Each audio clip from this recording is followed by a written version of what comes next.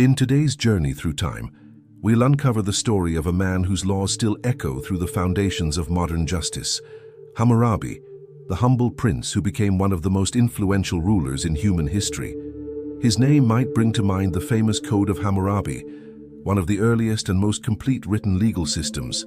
But behind those ancient stone tablets lies the story of ambition, strategy, faith, and vision. From a small city on the banks of the Euphrates to the height of imperial power, Hammurabi's rise reshaped Mesopotamia and laid the groundwork for civilization itself.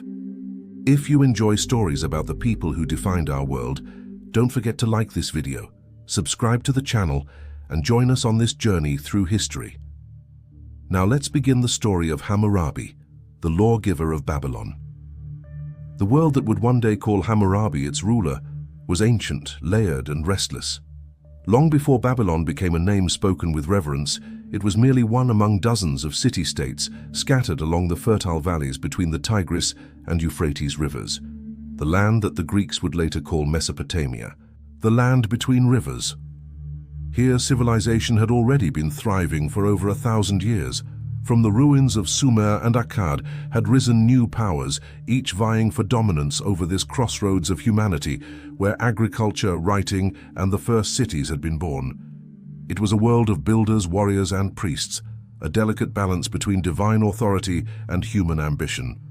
By the early 18th century before our era, Babylon was still small compared to its rivals.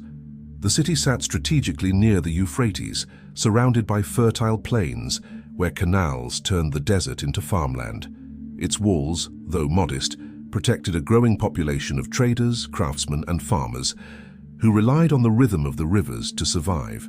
Towering above them was the Temple of Marduk, the local god who would one day become the supreme deity of Mesopotamia, but at the time, his cult was young, almost provincial. Babylon's rulers governed not through might, but through cautious diplomacy and survival.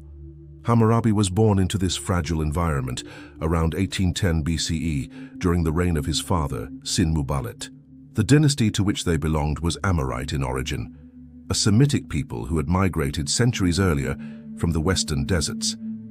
To many of the older Sumerian cities, the Amorites were still seen as outsiders, rough nomads who had only recently settled into the civilized world of temples and cuneiform tablets. Yet it was precisely this mix of nomadic vigor and settled ambition that gave rise to Babylon's early energy. Sin-Muballit, though not a powerful king, was a pragmatic one. He inherited a small realm, but understood the importance of patience in a land dominated by stronger neighbors like Larsa, Eshnunna, and Isin. The Babylon of Hammurabi's childhood was a city in transition, part village, part emerging capital. Narrow streets wound between mud brick houses. The air was thick with the scent of oil lamps, baked clay, and grain. The city's markets buzzed with merchants trading wool, dates, and copper from distant lands. Scribes, hunched over wet clay, recorded transactions in cuneiform, a writing system already ancient by Hammurabi's time. Life was regulated by the cycles of the rivers and the moods of the gods. Temples were not just places of worship. They were economic centers controlling land, labor, and trade. The priests who served them were as influential as any nobleman, and their favor could decide the fate of kings. From an early age, Hammurabi would have understood that kingship in Mesopotamia was not merely about ruling men, it was about serving the gods. The king was a shepherd, chosen by the divine to maintain order, justice, and prosperity. But the land was full of turmoil. City fought against city. Alliances shifted with the seasons, and powerful kingdoms rose and fell in quick succession. The very soil of Mesopotamia seemed to breathe conflict. For young Hammurabi, every lesson his tutors taught, from reading Sumerian hymns to observing the stars, was shadowed by the knowledge that Babylon's survival depended on both wisdom and strength. Sin-Muballit's reign was one of constant pressure. To the south, the kingdom of Larsa, under the ambitious Rim-Sin, was expanding rapidly, swallowing nearby cities. To the north, Eshnunna watched the trade routes that connected Mesopotamia to the mountains of Iran and beyond. Babylon stood between these powers, a tempting target for conquest. Sin-Muballit's strategy was one of careful diplomacy, treaties when possible, tribute when necessary, and force only when unavoidable. In this tense atmosphere, Hammurabi observed the fragile art of leadership, how a misstep could bring ruin, but how patience and alliances could ensure survival. Socially, the city mirrored the hierarchy of its time. At the top were priests and nobles, below them merchants, artisans, and farmers, and at the bottom laborers and slaves, many of whom were debt-bound rather than captured in war. Yet even among the common people, there was a sense of shared identity, an emerging Babylonian spirit that blended Sumerian traditions with Amorite vigor. Festivals to Marduk and Ishtar filled the streets with music and dance, binding the people in faith and ritual. For a boy destined to rule, these early sites, the devotion of the people, the rituals of power, the delicate order maintained by faith and law, would leave a lasting impression. But the calm was deceptive. The rivers that nourished the land could just as easily destroy it through floods or droughts. The same could be said for politics. A single rebellion, a failed harvest, or an invasion could erase years of prosperity. Hammurabi's generation grew up knowing that strength alone was not enough. A king needed wisdom, vision, and divine favor. The Amorite prince's upbringing, steeped in both religion and administration, prepared him for a world where every decision might mean survival or extinction. As he watched his father negotiate with neighboring rulers and maintain the delicate balance that kept Babylon safe, Hammurabi learned not only the art of kingship, but also the burden of it. His destiny would soon call him to transform this modest city-state into something far greater, a power that would command respect across Mesopotamia and echo through millennia. Yet at this early stage, none could have predicted that the quiet, observant prince playing among Babylon's temple courtyards would one day become the lawgiver whose name would endure as long as civilization itself. As the young prince of Babylon, Hammurabi grew up in a world that demanded awareness beyond his years. His education was not one of idle luxury, but of preparation, a meticulous shaping of mind and spirit for the responsibilities that awaited him.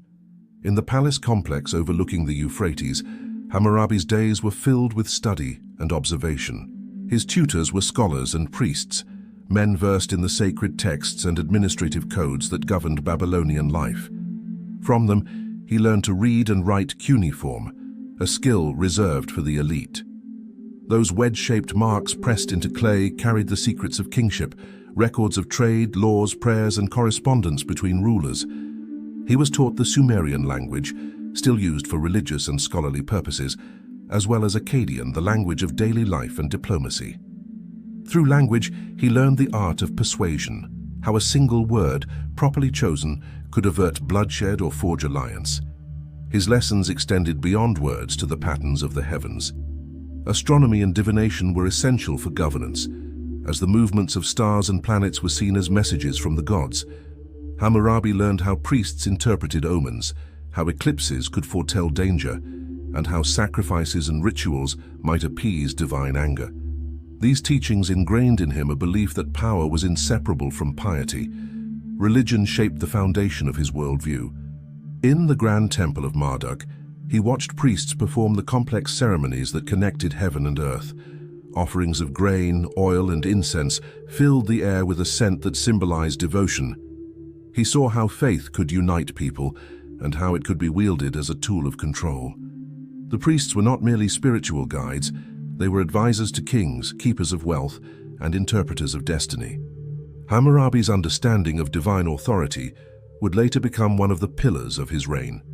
The king, he came to believe, was chosen by the gods to maintain order and justice, a belief that would define his rule and his laws. Yet Hammurabi's education was not confined to temples and classrooms. The world beyond Babylon's walls was unpredictable, filled with threats that no amount of ritual could appease. His father, Sin-Muballit, understood that a ruler needed both wisdom and strength. He often brought his son to observe council meetings, where emissaries from rival cities came to negotiate trade, alliances, or peace after conflict. Hammurabi listened quietly, learning the subtleties of diplomacy, when to speak, when to remain silent, and when to yield. He saw how small gestures could reveal intentions, the tone of a greeting, the offering of a gift, the order in which names were spoken. From these encounters, he grasped a crucial truth, that diplomacy in Mesopotamia was a fragile game of patience and perception. No treaty was permanent and no ally could be fully trusted. Each city-state, from Larsa to Mari, pursued its own interests. Alliances were forged by necessity and broken by opportunity. Babylon, still a modest power, survived through caution and adaptability. Hammurabi absorbed these lessons deeply, developing an instinct for reading people and situations, an ability that would later make him not just a conqueror, but a master strategist. His first exposure to military affairs came during minor conflicts on Babylon's borders. These were not grand wars of conquest, but localized disputes, raids, rebellions, or rival claims over irrigation canals. For Mesopotamian kingdoms, control over water was a matter of life and death. The young prince accompanied his father's generals to observe how disputes could ignite into violence. He watched the disciplined ranks of Babylonian soldiers march in formation, their bronze weapons glinting under the sun, their shields bearing symbols of divine protection. War, he learned, was not only fought with swords, but with logistics, the movement of food, water, and information. Hammurabi's curiosity set him apart. He asked questions few princes dared to ask. He spoke to soldiers, scribes, and farmers alike, seeking to understand how each piece of the kingdom functioned. His ability to listen, truly listen, earned him quiet respect among those who served under his father. To the priests, he was a devout student of the gods. To the administrators, a diligent observer of the law.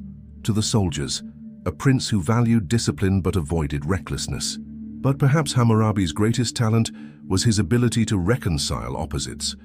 He could be cautious without appearing weak, ambitious without seeming reckless. He understood that a ruler's greatest strength was not domination, but stability. In the tumultuous world of Mesopotamian politics, this insight was rare. While other princes sought glory through conquest, Hammurabi learned to build strength through patience, waiting for the moment when all the pieces would align in his favor. By the time he reached manhood, Babylon was beginning to change. Under Sin-Mubalit's steady hand, the city had grown wealthier, its influence slowly expanding across nearby regions.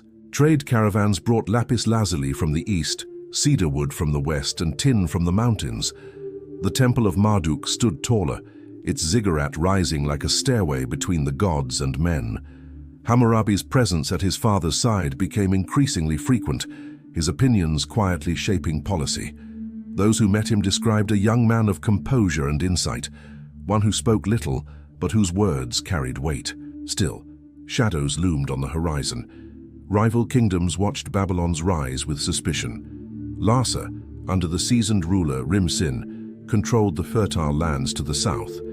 To the north, Eshnunna guarded the trade routes, and Elam, from across the mountains, waited for any sign of weakness to invade.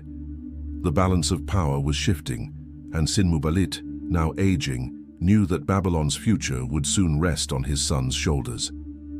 In the quiet moments of dusk, as the last light of the sun reflected off the Euphrates, Hammurabi would stand on the palace terrace and watch the city that had raised him. The murmurs of merchants, the chants from the temples, the distant sound of forges, all of it spoke to him of a destiny forming slowly, like the carving of a tablet. His education had given him knowledge, but his experiences had given him something greater: perspective. He understood the fragility of power and the endurance of law. The lessons of youth were complete. Soon the Prince of Babylon would be called upon to rule and to redefine what kingship meant in the ancient world.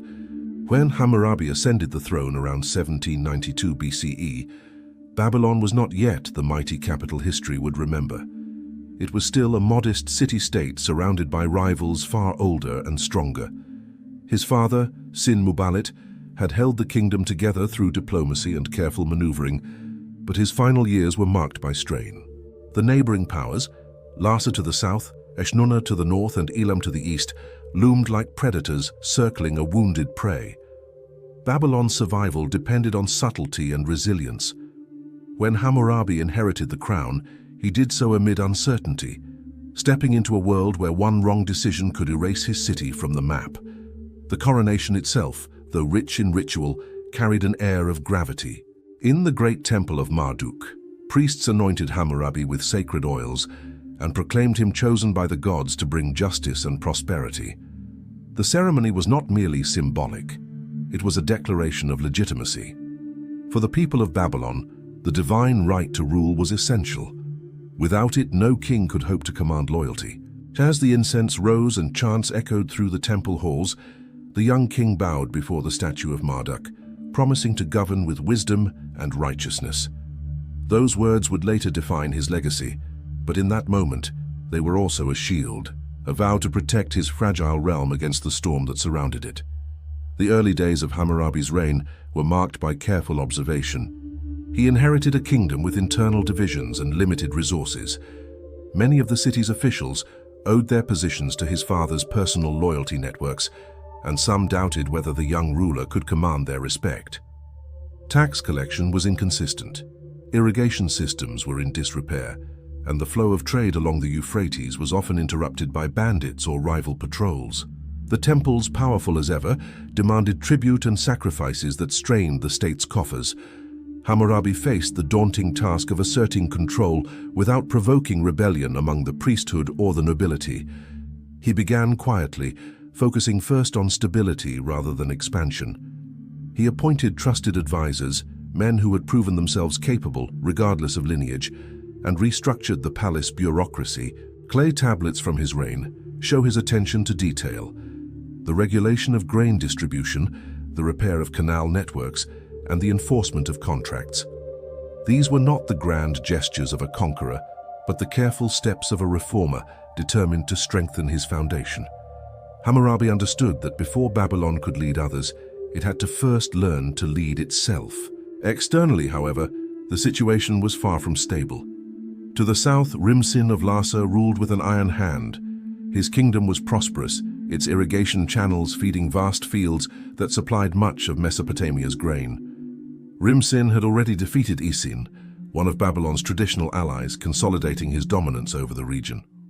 To the north, Eshnunna sought to control trade routes that connected Mesopotamia to the Iranian plateau, while Elam's armies periodically crossed the mountains to raid the plains. Babylon, caught between these powers, was both a prize and a threat. Hammurabi's challenge was to avoid direct confrontation while preparing for the inevitable conflicts that would define his reign. Diplomacy became his first weapon. He extended alliances with cities that shared Babylon's vulnerabilities, including Mari, a prosperous center on the middle Euphrates. Correspondence from later years reveals that Hammurabi cultivated these relationships through mutual respect and strategic patience. He presented himself not as a conqueror, but as a restorer of order, a ruler guided by divine purpose rather than ambition. Yet behind this measured diplomacy was a calculating mind. Hammurabi watched his rivals closely, noting their strengths, weaknesses, and the shifting loyalties of their vassals. He waited for moments of overreach, for the cracks in their armor to appear. Internally, Hammurabi also turned his attention to justice, or more precisely, to the perception of it. He sought to present himself as a ruler who cared for the well-being of his people, contrasting his image with that of more oppressive kings. To gain the trust of his subjects, he reduced certain taxes, released debt prisoners, and proclaimed temporary amnesties. These acts of mercy were not merely moral gestures, they were political tools, designed to bind the population to him through gratitude and loyalty. In a land where rebellion often began among the discontented poor, Hammurabi's understanding of social balance was as crucial as his command of soldiers. Even as he dealt with domestic concerns, Hammurabi recognized the symbolic importance of religion in unifying his kingdom. He expanded the cult of Marduk, elevating the god from a local deity to a divine protector of all Mesopotamia. Temples were renovated, festivals revived, and new rituals established to strengthen the connection between the throne and the divine. In doing so, Hammurabi not only consolidated spiritual authority, but also redefined Babylon's identity. The city was no longer just another participant in the power struggles of the region. It was becoming the heart of a new cultural and religious order. Despite these achievements, the young king's rule was constantly tested. Border skirmishes flared with alarming frequency. Nomadic tribes raided settlements, and the rivers that sustained life sometimes betrayed the people through unpredictable floods. Hammurabi's patience was often strained, but his response remained measured. Rather than rushing into war, he reinforced defensive outposts and fortified the city walls. He invested in the training of his army, ensuring discipline and loyalty among his soldiers. The time for conquest had not yet come, but when it did, Babylon would be ready. Through these early years, Hammurabi's leadership matured in the crucible of necessity. Each decision, each reform, each negotiation honed his understanding of power. He learned that rule was not only about issuing commands, but about timing, persuasion, and endurance. Babylon's survival under his watch proved that a kingdom's strength could be built not merely through conquest, but through patience and vision. By the end of his first decade as king, the young ruler who had once been underestimated by his rivals had begun to earn their attention. Babylon was no longer seen as a minor city-state clinging to existence. It was becoming something far more formidable, a rising power with a leader whose calm, deliberate hand concealed a mind capable of reshaping the destiny of Mesopotamia. The dawn of Hammurabi's greatness was beginning to break. The first phase of Hammurabi's reign was marked not by conquest, but by construction, not the raising of new walls, but the steady building of a foundation upon which his empire would one day stand. Babylon, though small in territory, was positioned at the heart of Mesopotamia's intricate web of trade routes. Hammurabi understood that to secure lasting power, he needed to transform his city from a vulnerable outpost into an indispensable hub of commerce, faith, and governance. His early policies reflected a ruler who valued endurance over glory, stability over spectacle. His first major undertaking was economic reform. Babylon's prosperity depended on the land and the water that fed it, and both required careful management. Hammurabi inherited an irrigation system that had been neglected during years of political turmoil. Canals had silted up, farmlands were drying, and disputes among farmers over water access were frequent. The young king ordered the restoration of these life-giving channels, dispatching teams of laborers and engineers to clear and rebuild them. Inscriptions from his reign record his pride in these projects, describing how he caused the waters to flow freely for the people of Babylon. These improvements not only revitalized agriculture, but also curbed internal tensions, as fairer water distribution reduced conflicts among villages. Agricultural stability was followed by economic stimulation. Hammurabi encouraged trade within his borders and beyond them. Babylon's location made it a crossroads for merchants traveling between the Persian Gulf and the northern cities of Mari and Assur. To support this network, Hammurabi repaired roads, secured caravan routes, and imposed standardized weights and measures to facilitate commerce. These measures created predictability, the bedrock of economic trust. Merchants could now travel under the protection of Babylonian soldiers, knowing that theft along the routes would be punished and contracts honored. In a region where commerce was often endangered by war, Hammurabi's administration offered something rare: reliability. The wealth that flowed into Babylon was not hoarded, but reinvested in the kingdom's infrastructure and faith. Temples were restored and expanded, not only in Babylon itself, but also in neighboring towns under his influence. The great temple of Marduk became the centerpiece of this renewal. Its ziggurat, rising from the heart of the city, symbolized both divine connection and royal legitimacy. Hammurabi poured resources into religious construction, knowing that faith was the language through which authority spoke most persuasively to the people. By positioning himself as Marduk's chosen instrument, he blurred the lines between divine will and royal command. When the people looked upon the temples, they saw not just devotion, they saw the order and strength of Hammurabi's reign embodied in stone. Yet religion was more than ritual, it was politics. Hammurabi subtly restructured the relationship between the temple and the crown. While maintaining the outward respect for priestly authority, he ensured that temple revenues and landholdings remained under royal oversight. In doing so, he reduced the risk of religious power growing independent of his own. This balancing act between reverence and control demonstrated the young king's political maturity. Babylon's priests continued to perform their sacred duties, but behind the ceremonies, It was Hammurabi who guided the rhythm of divine administration. Diplomacy remained his sharpest tool. The map of Mesopotamia was a shifting puzzle of alliances, rivalries, and betrayals. Hammurabi watched carefully as his neighbors tested each other's strength. Rimsin of Larsa, though powerful, was aging. His long wars of expansion had strained his resources and alienated allies. Eshnunna to the north was strong in trade but politically unstable, its leaders often challenged by ambitious generals. Elam, though fearsome, was distant and divided by mountainous terrain. Hammurabi saw in each of these powers not invincibility, but opportunity. He reached out quietly to neighboring city-states disillusioned with Larsa's dominance, offering them friendship, trade, and mutual defense pacts. His correspondence with rulers like Zimri-Lim of Mari reveals a mind attuned to the subtleties of persuasion. He rarely demanded, he proposed. He spoke the language of cooperation, emphasizing shared interests rather than domination. By sending gifts, envoys, and skilled negotiators, he wove a web of relationships that positioned Babylon as a trusted intermediary in regional disputes. When conflicts erupted between other powers, Hammurabi often offered to mediate, presenting himself as the bringer of order in a chaotic world. In doing so, he elevated Babylon's prestige without drawing his sword. Meanwhile, he continued to cultivate the image of the just ruler. Royal edicts were issued to protect farmers and merchants from exploitation by corrupt officials. Debt laws were adjusted to prevent the poor from falling into permanent servitude, and public works projects provided employment during lean seasons. These policies were not purely altruistic. They strengthened the bond between the people and their king. Hammurabi understood that loyalty born of gratitude was far more enduring than obedience born of fear.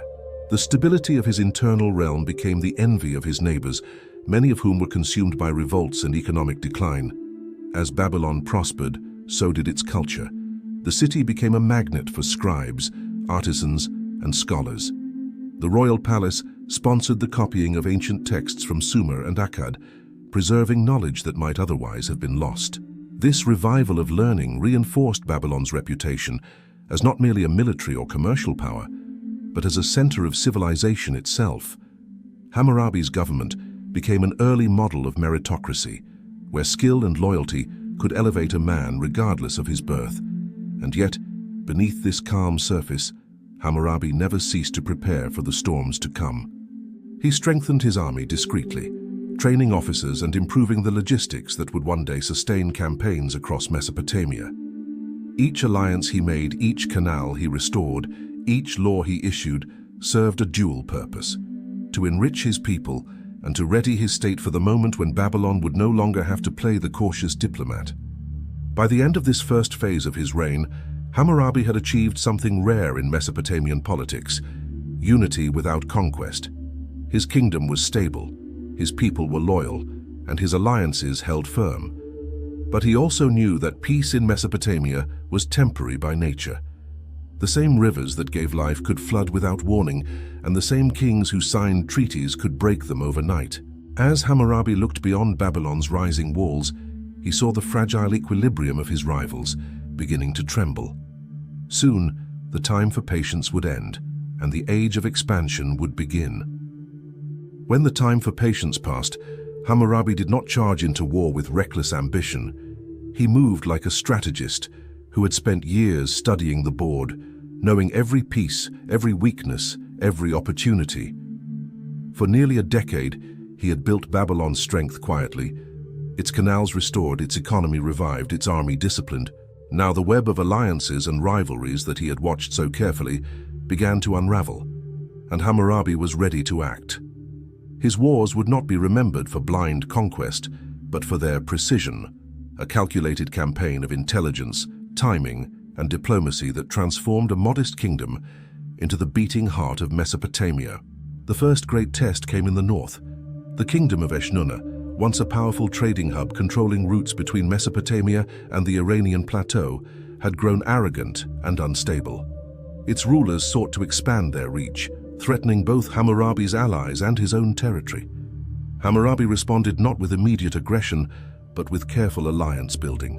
He reached out to Mari, ruled by Zimri-Lim, a friend and occasional rival who shared his distrust of Eshnunna. Together, they coordinated military movements, while Hammurabi maintained correspondence with Elam, whose distant king also had reasons to resent Eshnunna's ambition. When war finally came, it unfolded swiftly. Hammurabi's forces, hardened by years of preparation, moved with discipline and precision. He struck at Eshnunna's supply lines, cutting off its access to trade and food, before laying siege to its cities. The campaign was not defined by massive battles, but by strategic isolation. Hammurabi's understanding that the key to victory was not destroying armies, but destroying the means to sustain them. Within months, Eshnunna's defenses crumbled. Babylonian banners rose over its walls, and the once mighty kingdom was absorbed into Hammurabi's expanding realm. But Hammurabi's conquest was as much diplomatic as it was military. He treated captured officials with measured leniency, incorporating local administrators rather than exterminating them. By doing so, he ensured that Eshnunna's population did not see him as a foreign oppressor, but as a restorer of order. Trade resumed quickly, and the conquered lands began to contribute to Babylon's growing wealth.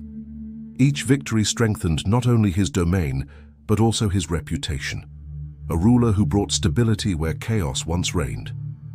No sooner had the northern threat been subdued than new challenges arose in the west.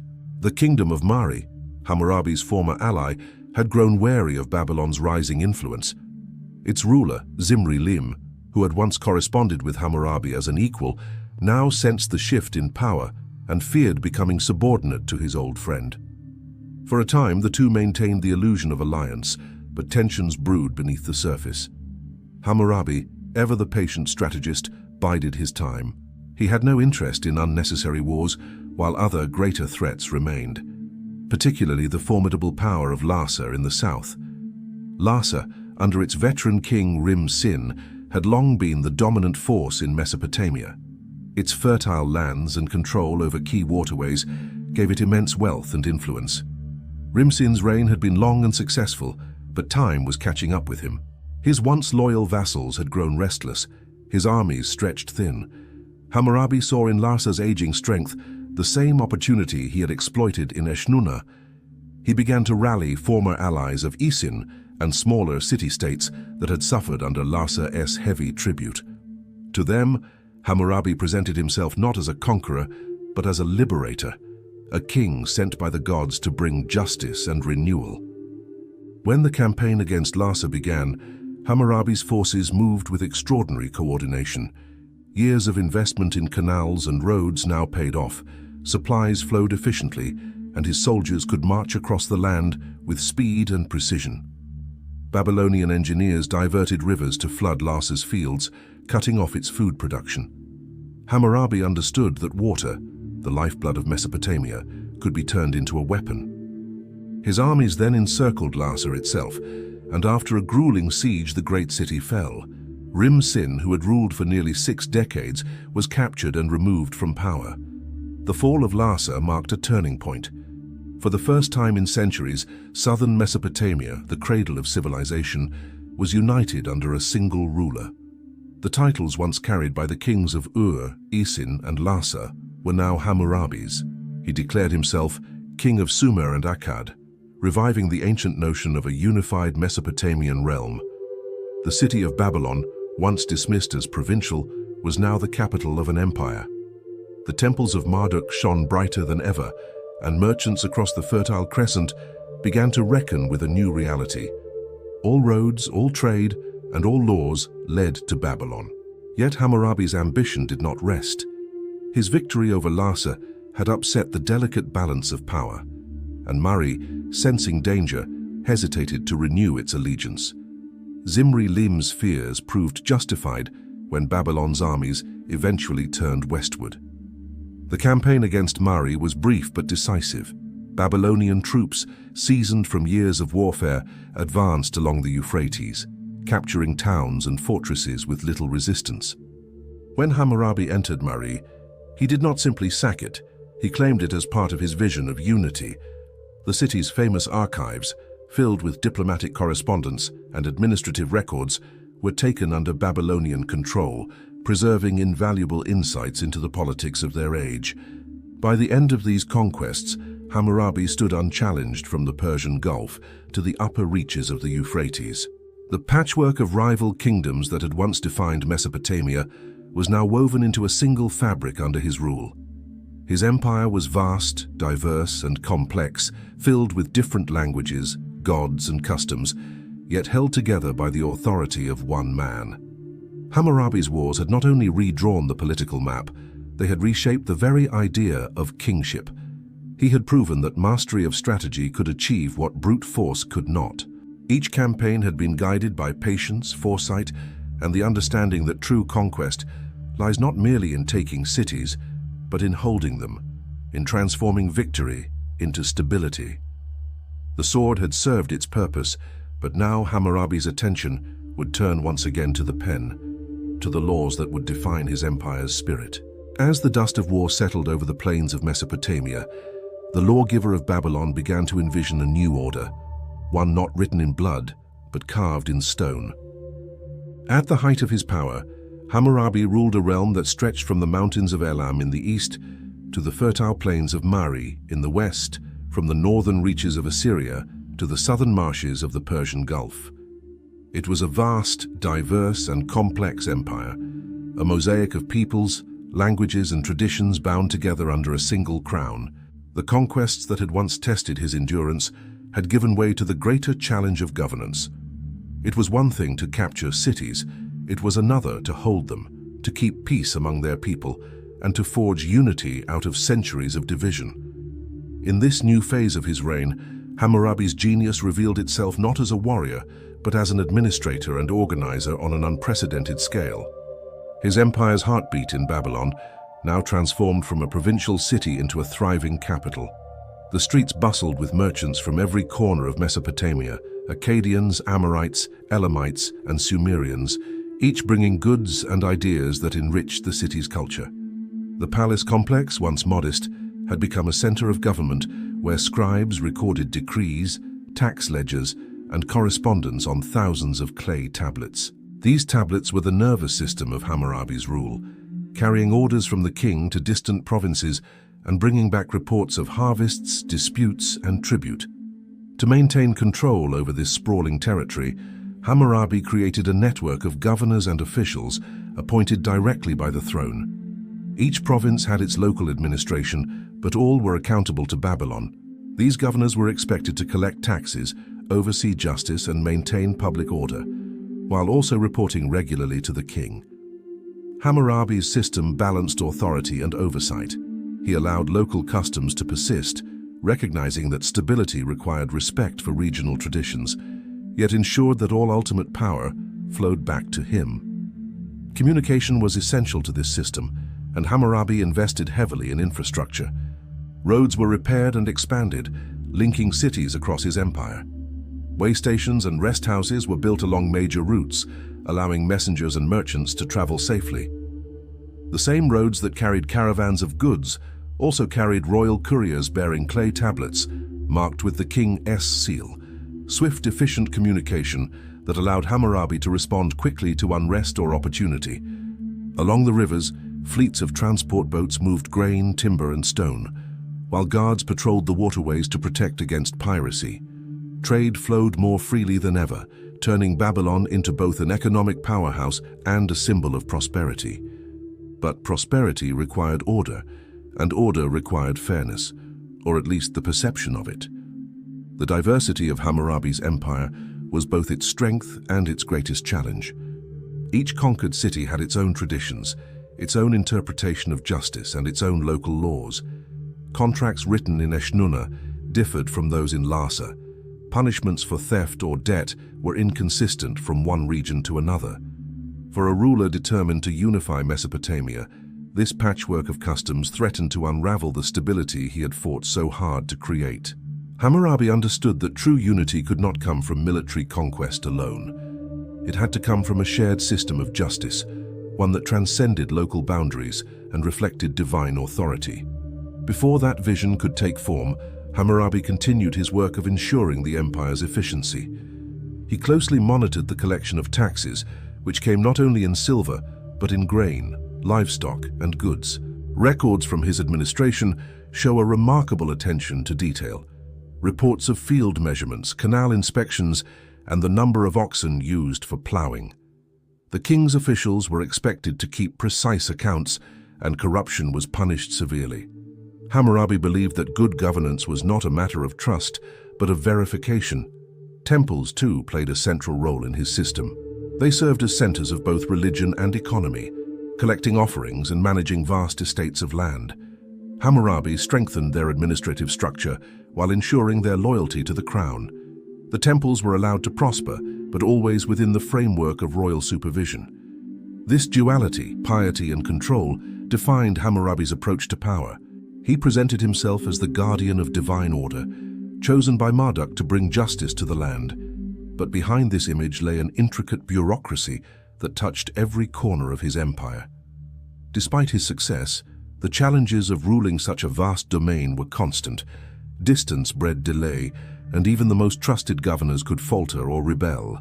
The differences among his subjects, in language, religion, and tradition, sometimes erupted into local disputes. Hammurabi's letters to his administrators reveal a ruler deeply involved in every level of governance. He personally adjudicated disputes between provinces, intervened in temple affairs, and ordered investigations into cases of injustice. His governance was a blend of divine kingship and meticulous administration, both ruler and judge, shepherd and overseer. It was through these experiences that Hammurabi began to grasp the need for something greater than personal authority, a codified set of laws that would outlast the frailty of men and the limitations of distance. He envisioned a standard of justice that would bind the empire together, ensuring that a farmer in Larsa and a merchant in Mari could both rely on the same principles of right and wrong. The law, he realized, could become the invisible thread that tied his vast and varied people into one coherent civilization. As the years passed, Hammurabi's reign entered its golden phase. Peace prevailed across Mesopotamia, the fields yielded abundant harvests, and Babylon's ziggurats gleamed in the sun like stairways to heaven. Yet even in prosperity, Hammurabi's mind remained restless. He had united the land and brought order where there had been chaos, but he sought something more enduring, a legacy that would define not only his reign, but the very idea of civilization itself. It was this search for permanence, for a system that could make justice tangible and power legitimate, that would lead Hammurabi to his greatest achievement. He would transform his principles of governance into written law, carved forever in stone, so that even the weakest in his realm could stand beneath its protection. The ruler who had mastered war and government would now seek to master the human heart, through justice, through law, and through the enduring words that would bear his name for millennia to come. The idea of the Code of Hammurabi did not emerge suddenly, nor was it born merely from ambition. It was the culmination of years of observation, reflection, and necessity, a response to the challenges of ruling an empire bound by diversity and distance. Hammurabi, who had unified Mesopotamia through patience and strategy, now sought to unify it through justice. He had seen firsthand how conflicting local customs and arbitrary rulings eroded trust among his people. A kingdom that spanned such vast lands could not rely on the word of one man alone. It needed a system, visible and eternal, that embodied fairness and divine order.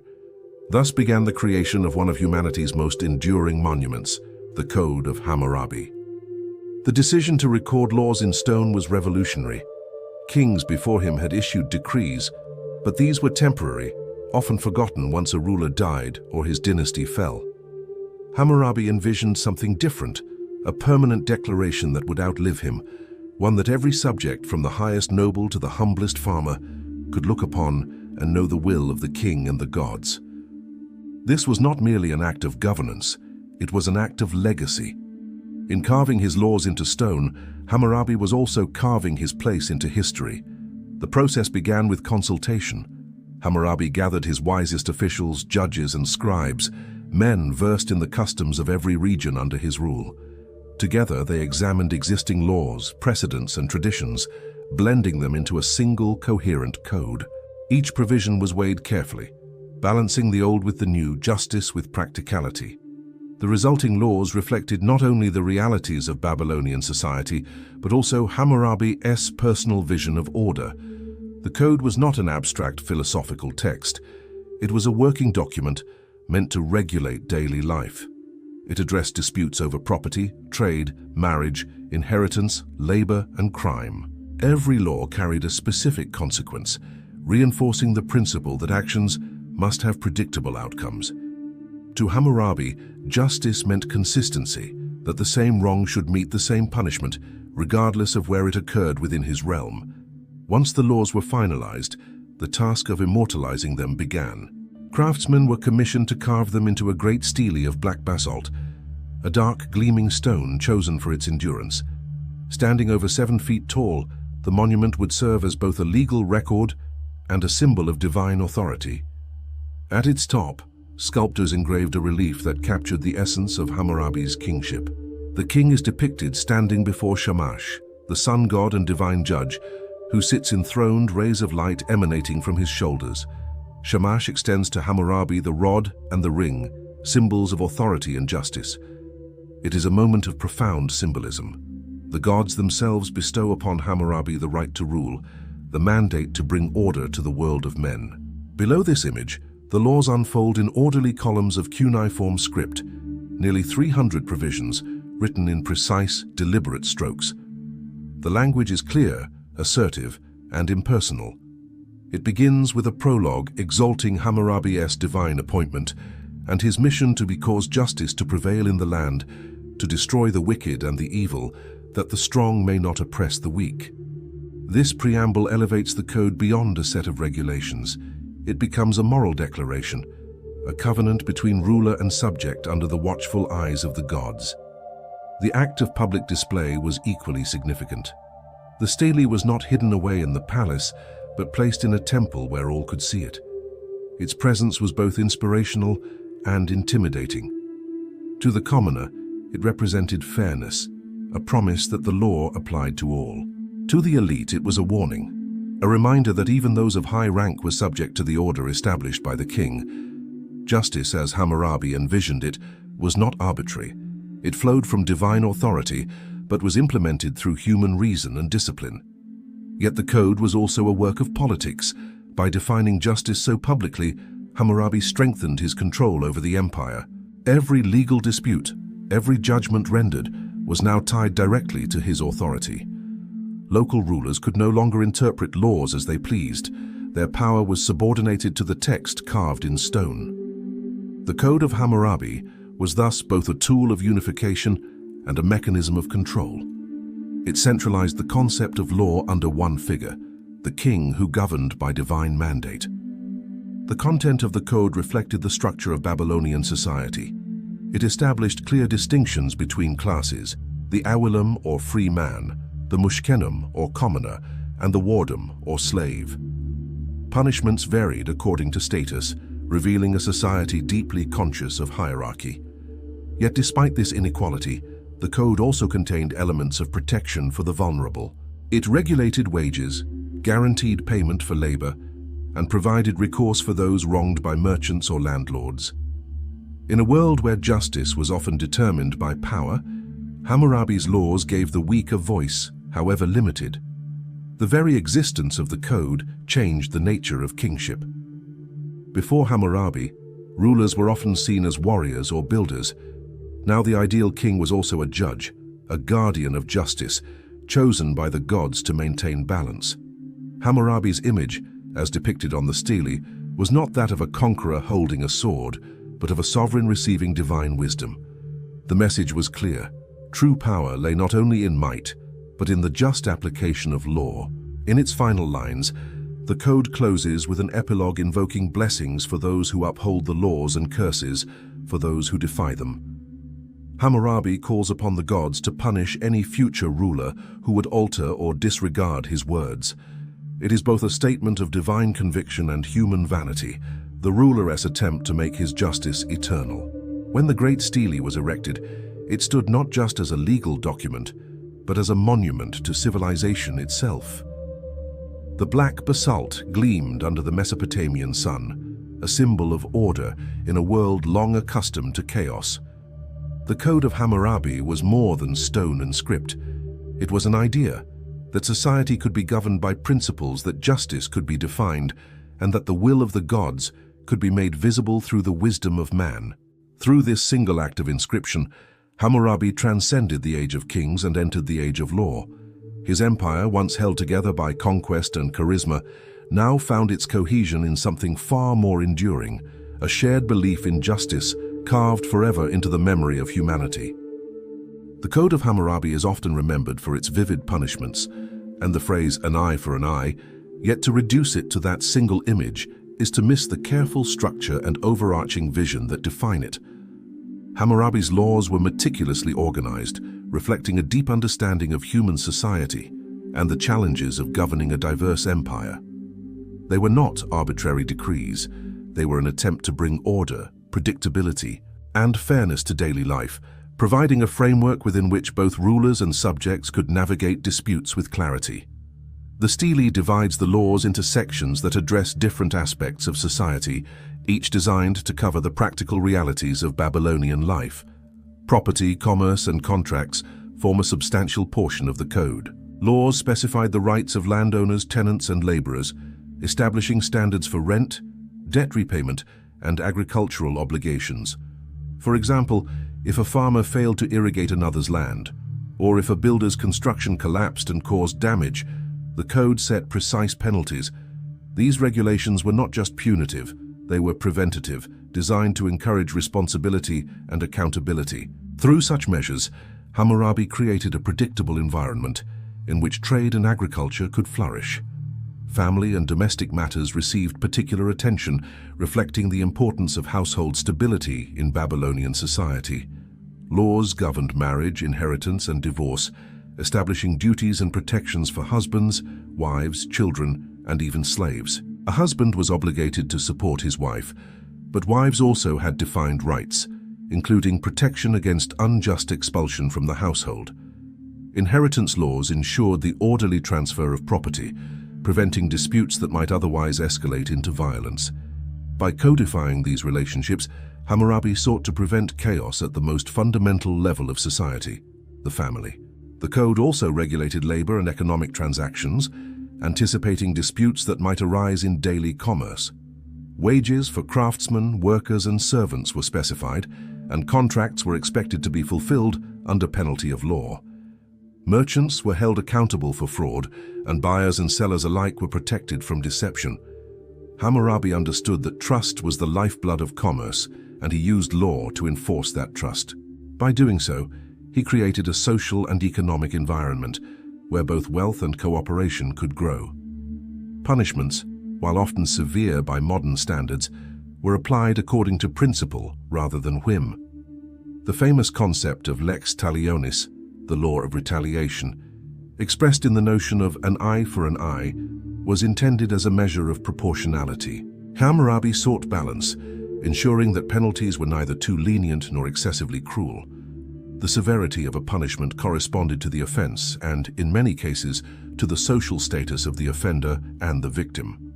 While this stratification reflected the hierarchical structure of Babylonian society, it also aimed to deter abuses of power and maintain societal equilibrium.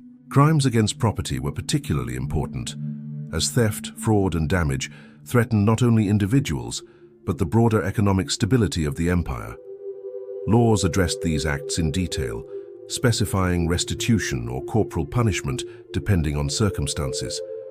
Borrowers who failed to repay debts or workers who caused losses through negligence were held accountable. Even professional conduct was regulated. Builders, doctors, and merchants had clearly defined responsibilities, and negligence carried legal consequences. The code thereby created a system in which accountability permeated every layer of society. Religious and moral obligations were interwoven with these practical laws. Hammurabi's code emphasizes the king's divine mandate to uphold justice, and many provisions invoke the gods as witnesses to legal proceedings. Priests and temple officials, while influential, were also subject to law. Violations of religious duty, such as neglecting offerings or misappropriating temple property, carried penalties designed to protect both spiritual and civic order. By linking divine authority to human governance, Hammurabi reinforced the moral weight of the laws, reminding subjects that justice was both a human and cosmic imperative. Violence and criminal behavior were met with strict but rationally structured responses. Murder, assault, and other violent acts had clearly defined consequences, scaled according to the roles and social positions of those involved. Even corporal punishments and executions were meant to restore balance rather than serve as mere vengeance. Hammurabi's vision was that law should regulate behavior, deter wrongdoing, and ensure that justice was visible and consistent. The principle of proportionality guided the system, balancing the rights of victims with the responsibilities of offenders. The code's enduring genius lies in its comprehensiveness. It addresses nearly every aspect of daily life: commerce, family, labor, crime, religious duty, and civil administration. Each law, while grounded in the realities of Babylonian society, also reflects a broader philosophical principle that human interaction must be governed by fairness, clarity, and predictability. The meticulous cuneiform inscriptions ensured that anyone literate could reference the law, creating a public standard by which rulers, officials, and citizens alike were judged. In effect, the Code of Hammurabi functioned as a mirror of Babylonian civilization. It revealed the values, hierarchies, and priorities of the time, while simultaneously imposing a unifying framework across a diverse empire. The laws codified the balance between power and responsibility, between the strong and the weak, between tradition and innovation. Through this structure, Hammurabi transformed his empire from a collection of conquered cities into a society governed by principles that could endure far beyond his reign. The phrase "an eye for an eye" has captured popular imagination, but in context, it is part of a larger vision, a commitment to proportional justice, the regulation of human behavior, and the pursuit of societal equilibrium. Hammurabi's laws were not simply punishments, they were instruments of order, designed to ensure that every member of his empire understood their rights and responsibilities. In doing so, Hammurabi created a civilization in which justice was no longer arbitrary, but a visible, tangible, and enduring force, shaping the lives of his people for generations to come.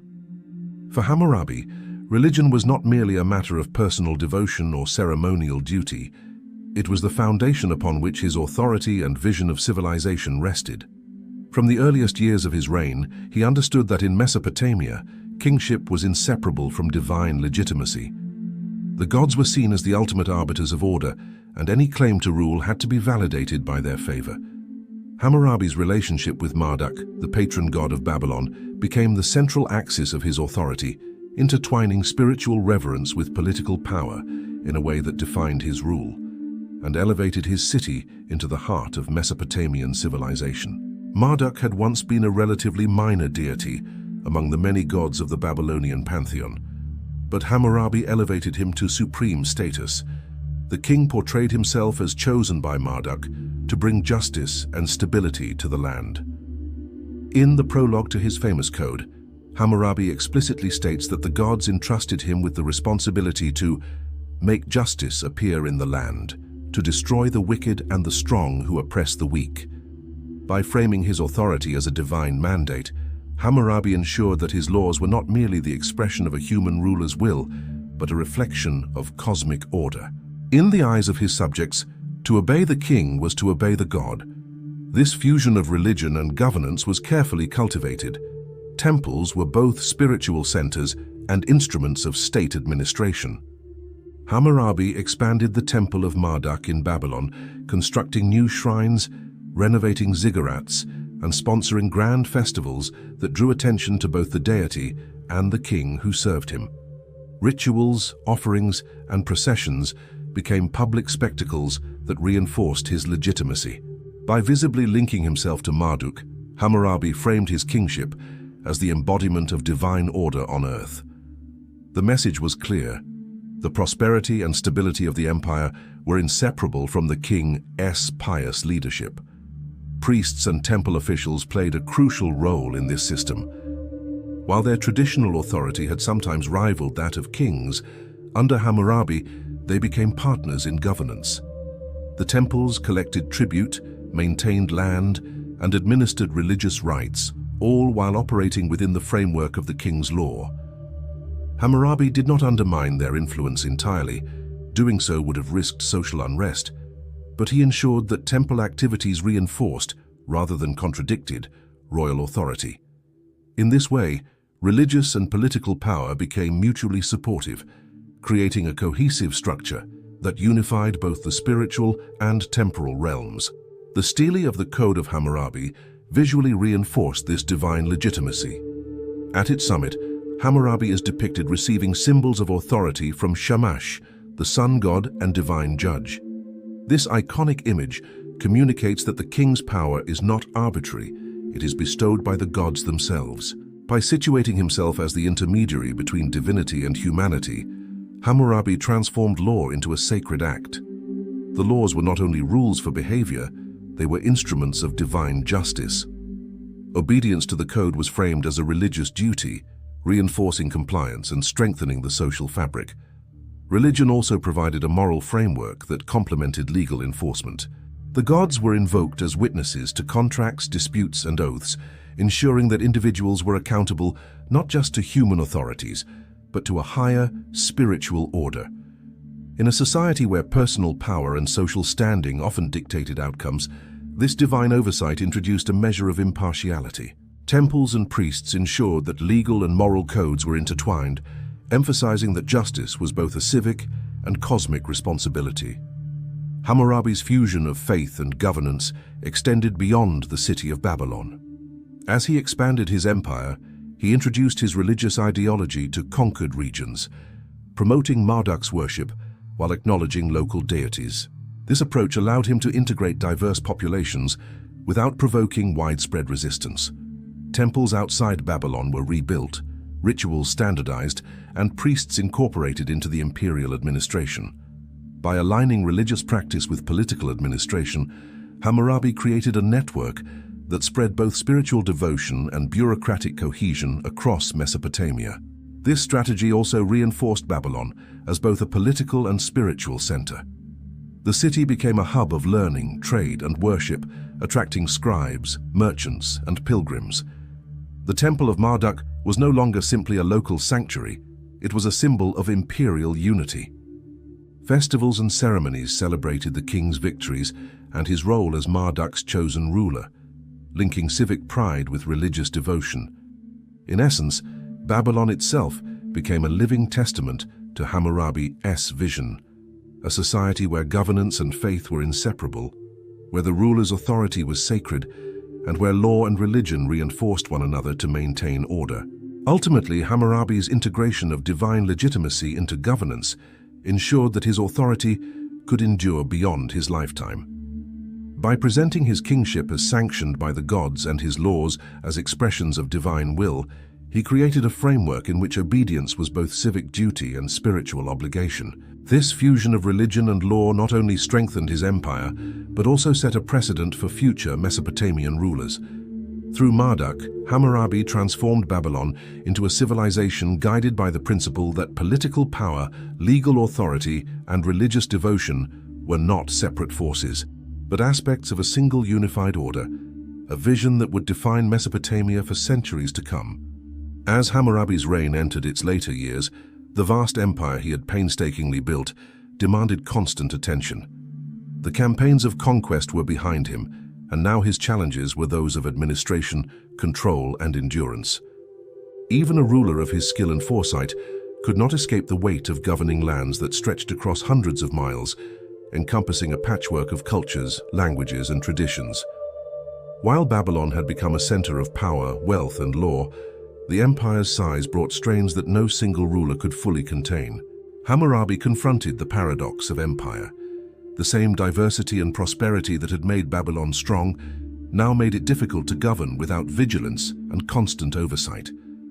Local revolts and unrest, though often limited in scale, were a constant concern. Governors appointed by the king sometimes abused their authority, exploiting subjects or diverting taxes for personal gain. Farmers occasionally resisted demands for labor or tribute, while distant cities chafed under the yoke of Babylonian administration. Even loyal allies, sensing opportunity, occasionally tested boundaries. Hammurabi's response was measured but firm. Letters and administrative records show a king deeply involved in the minutiae of governance, intervening personally in disputes, enforcing punishments, and recalibrating the balance of power within his provinces. His legal code, immortalized in stone, became not just a philosophical statement but a practical instrument for maintaining order across his sprawling domain. The burden of administration was relentless. Hammurabi's attention was needed for trade regulations, tax collection, military readiness, temple oversight, and the adjudication of disputes in every province. Each decision required consideration of both immediate consequences and long-term effects on the empire's stability. The king, who had once commanded armies in the field, now commanded a bureaucracy that stretched across Mesopotamia. His role had evolved from warrior prince to administrator of an intricate and sometimes fragile system, where the failure of a single canal or mismanagement of a single city could ripple across the entire realm. Despite his experience and foresight, Hammurabi could not fully mitigate the inherent fragility of empire. Mesopotamia's political landscape remained volatile. Neighboring powers remained wary of Babylon's dominance, and new threats could emerge from distant territories or rebellious provinces.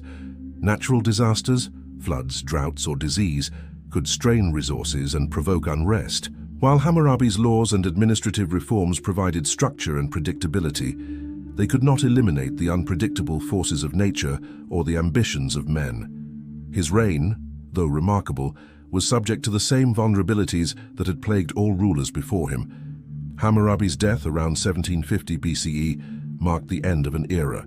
His empire, at the moment of his passing, was vast and united, but its cohesion depended heavily on his personal authority and vision. Without him, the mechanisms of control he had built were tested. Subsequent kings struggled to maintain the same level of oversight and efficiency, and cracks began to appear in the foundations of Babylonian rule.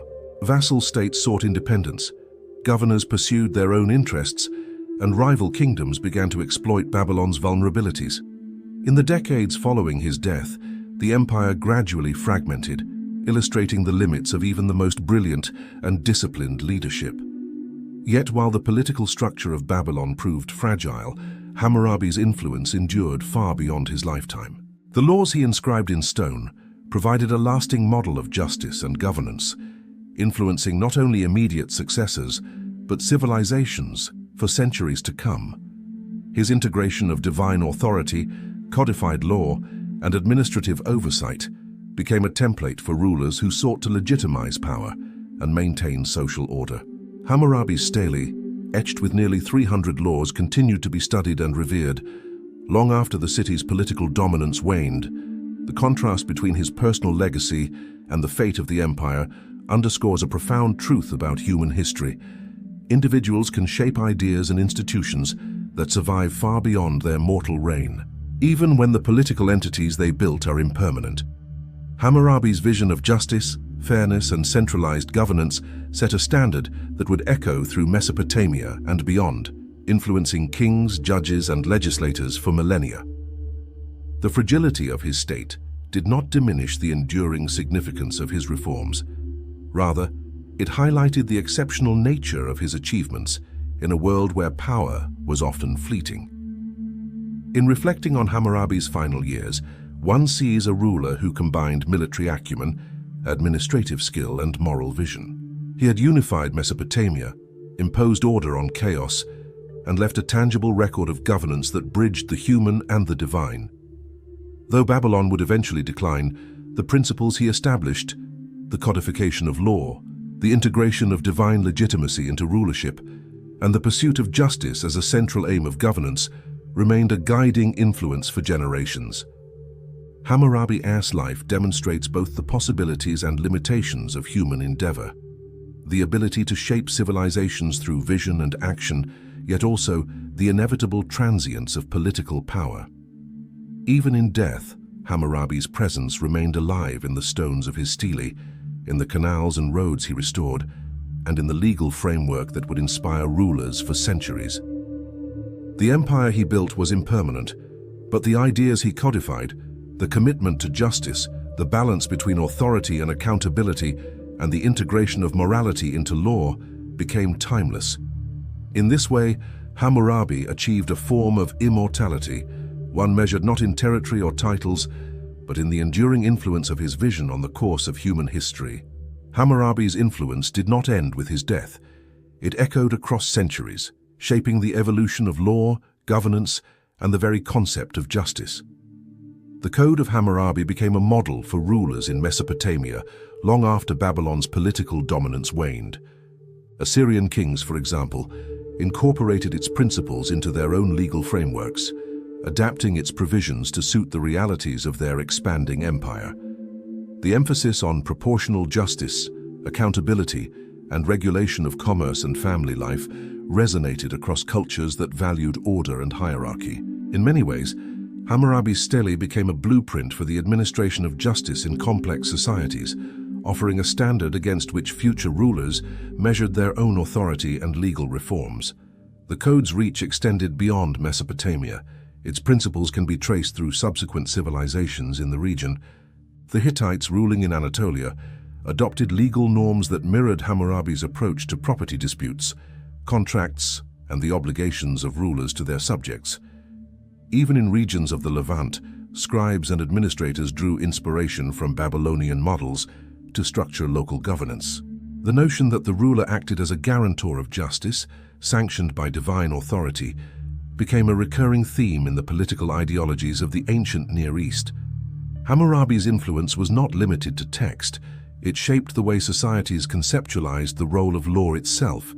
Centuries later, Roman law, with its intricate civil codes, contracts, and codified penalties, reflected echoes of Hammurabi's vision, though mediated through intermediary civilizations.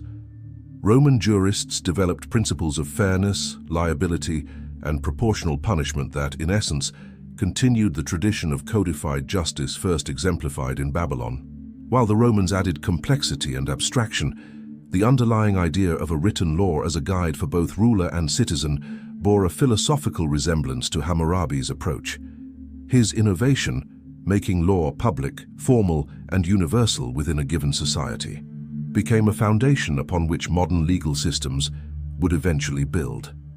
The rediscovery of Hammurabi's stele in the modern era transformed him from a historical figure into a symbol of civilization itself. Unearthed in 1901 at the site of Susa in present-day Iran, the basalt monument captured the imagination of scholars, historians, and the public alike. Its cuneiform inscriptions provided an unprecedented window into the political, economic, and social life of ancient Mesopotamia. Researchers marveled at the sophistication of Hammurabi's laws, noting their clarity, comprehensiveness, and enduring relevance. The stele was soon recognized not only as a historical artifact, but also as the world's earliest surviving legal code, positioning Hammurabi as the first great lawgiver whose ideas transcended his own time. Hammurabi's symbolic significance extends beyond the specifics of his laws. He embodies the principle that law is both a tool of governance and a moral framework. In societies around the world, the notion that rulers should be accountable to law, that justice should be impartial and proportional, and that citizens' rights should be protected finds its earliest articulation in Hammurabi's code. Modern legal systems, from civil law traditions in Europe to codified statutes in the Middle East, trace conceptual roots to the same ideas that guided the Babylonian king: codification, public accountability, and the integration of law with ethical and social norms. In addition to its legal impact, Hammurabi's legacy influenced the cultural imagination. Artists, historians, and educators have long invoked him as a symbol of rational governance, fairness, and the codification of civilization. His stele, with its iconic relief of the king receiving authority from Shamash, represents the fusion of political power and moral responsibility, a visual shorthand for the idea that human authority derives legitimacy from ethical principles.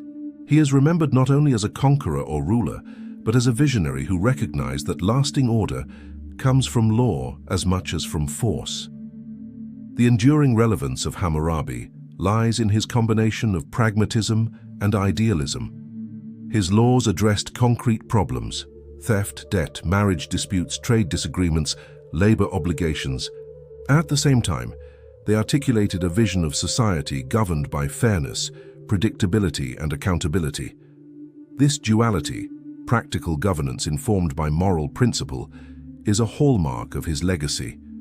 The king who once walked the streets of Babylon, overseeing canals, markets, and courts, created a system that continues to inspire legal thought thousands of years later. Even in contemporary legal discourse, references to Hammurabi signal a recognition of continuity, that the quest for justice, balance, and societal order is not a modern invention, but a human aspiration stretching back to the dawn of recorded history. The code demonstrates that the codification of law, far from being a mere administrative convenience, is a profound expression of civilization itself. Hammurabi's achievement reminds us that law is both a tool to manage society and a reflection of collective values, an enduring ideal that transcends time, geography, and culture. Ultimately, Hammurabi's legacy is a testament to the power of vision and foresight. His influence on later empires, on the structure of legal systems, and on the moral conception of justice secures his place in history. He transformed the ephemeral nature of political power into a lasting framework of law, morality, and governance. The king who once united Mesopotamia through conquest and diplomacy now continues to unify humanity through the timeless principles inscribed in stone. Principles that affirm him as the world's first great lawgiver, a figure whose shadow stretches from the rivers of Babylon to the courts of the modern world. Hammurabi's story is more than the tale of a king who conquered cities, built canals, and codified laws. It is a window into the human pursuit of order, justice, and civilization itself. Nearly 4 millennia ago, in the fertile plains of Mesopotamia, a man recognized the fragility of society and sought to impose structure not through fear alone, but through principle. His vision was ambitious, to unite a diverse and often unruly people under a system of laws that were both practical and moral, human and divine. In doing so, Hammurabi became more than a ruler of his time. He became a symbol of humanity, as enduring desire to shape the chaos of life into something just, predictable and lasting. The Code of Hammurabi, carved in basalt and inscribed with careful precision, stands as a testament to that vision. Its laws reached into the minutiae of daily life, regulating everything from commerce and labor to marriage, inheritance, and criminal justice. Yet its significance extends far beyond its provisions. By making law public and tying it to the authority of the gods, Hammurabi communicated a profound truth. Society flourishes when justice is visible, consistent, and accessible. The stele was more than a tool of administration. It was a moral beacon, a physical embodiment of the idea that human conduct should be guided by fairness and accountability. Hammurabi's integration of law, religion, and governance also highlights the intricate relationship between power and responsibility. He understood that authority alone could not sustain a civilization. It had to be coupled with legitimacy and a vision that people could trust. By presenting himself as the chosen representative of Marduk, he elevated the king's role beyond mere politics, framing rulership as a sacred duty. This fusion of spiritual and civic responsibility transformed Babylon into a center of not just power, but moral and cultural influence, setting a precedent that would echo through generations of rulers. The human lessons embedded in Hammurabi's reign are strikingly modern. His insistence on proportional justice, accountability, and clarity of law resonates with contemporary ideals of fairness. His efforts to unify diverse populations, regulate commerce, and protect the vulnerable reveal a sophisticated understanding of social cohesion that transcends time. Hammurabi's achievements remind us that the challenges of governance, balancing power, law, and morality, are not unique to any era. They are intrinsic to the human condition. In this sense, his life and work form a bridge between the ancient world and our own, connecting us to the earliest conscious attempts to codify what it means to live in a just society. The contrast between Hammurabi's enduring legal legacy and the eventual fragility of his empire adds a poignant dimension to his story. Cities fell, alliances crumbled, and Babylon itself would face decline. Yet the principles he established endured. The laws carved into stone outlived empires, conquests, and dynasties. This permanence underscores the extraordinary human capacity to create structures, intellectual, moral, and cultural, that survive beyond the limits of mortality and political power. Hammurabi reminds us that while empires may be temporary, ideas can achieve a kind of immortality. Visually, one can imagine Babylon at the height of Hammurabi's reign. The ziggurats rising against the horizon, the bustling markets teeming with merchants from distant lands, the Euphrates carrying goods and life across the plains. At the center, the king stands as both lawgiver and servant of the gods, a man whose vision has turned chaos into order. The basalt stele, gleaming under the Mesopotamian sun, captures not only the laws themselves, but the aspiration behind them, a desire to define right and wrong, to bind human behavior with fairness, and to give shape to the concept of civilization. Hammurabi's influence reminds us that the pursuit of justice is both individual and collective. One person's insight, patience, and determination can leave a legacy that transforms the lives of countless others. The laws he codified were not just rules, they were instruments that allowed society to flourish, to resolve disputes without constant violence, and to imagine a world in which the weak could expect protection and the strong were held accountable. In every modern courtroom, in every system of codified law, one can trace echoes of Hammurabi's vision, the first attempt to translate moral and civic ideals into a practical framework that could guide a people and endure across generations. As we reflect on his life, it becomes clear that Hammurabi embodies a central thread of the human journey, the quest to create order out of chaos, to impose fairness where arbitrary power might otherwise reign, and to give permanence to principles that shape our shared existence. His reign is a reminder that civilization is not merely the accumulation of wealth or territory, but the deliberate cultivation of justice, law, and moral structure. The stone he carved almost 4,000 years ago is more than an artifact.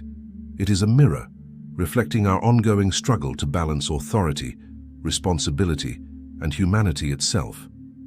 In the end, Hammurabi's legacy is cinematic in scope, a story of ambition tempered by wisdom, of conquest balanced by justice, of a single vision that reshaped the world. The ruler who once united Mesopotamia through diplomacy, warfare, and administration left behind something far more enduring than cities or armies, a framework for civilization, a tangible embodiment of justice, and a timeless reminder that even one individual, guided by principle and foresight, can leave a mark on history that echoes across millennia.